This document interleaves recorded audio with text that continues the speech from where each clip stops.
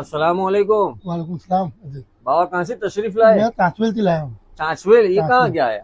ये आमोद जम्मू से आमोद जम्मू से। तो हाँ, यहाँ से कितना 150 किलोमीटर के ऊपर होएगा? 160 किलोमीटर आने का। आने का 160 है, जाने का 160। 160 तो इतनी किलोमीटर। दूर से वीडियो देखने आए? वीडियो देख के आया था, हमारा वीडियो देख के कपड़े लिए, अच्छे कपड़े। अच्छे कपड़े, बहुत भाव अच्छे। भाव? भाव बहुत अच्छा भाव है वो। भरूच में क्या भाव मिला? बहुत में तो बहुत बहुत बहुत महंगे मिले। बहुत महंगे हाँ, मिले। ये मुझे 6 जोड़ी लिए तो मिनिमम भरूच के अंदर 8-9 हज़ार के पड़े। 8-9 हजार रुपए के ऊपर। हाँ, अपने यहाँ 5-6 हजार रुपए में काम पड़ 5-6 गया। हज़ार में पड़ गए। बराबर। देख लो, बाबा स्पेशल मुझसे मिलने के लिए, कपड़े खरीदी करने के लिए चाचवेल से आए। जे आमोद के पास है, आमोद से भी 25 किलोमीटर दूर है, यहाँ से 160 किलोमीटर है।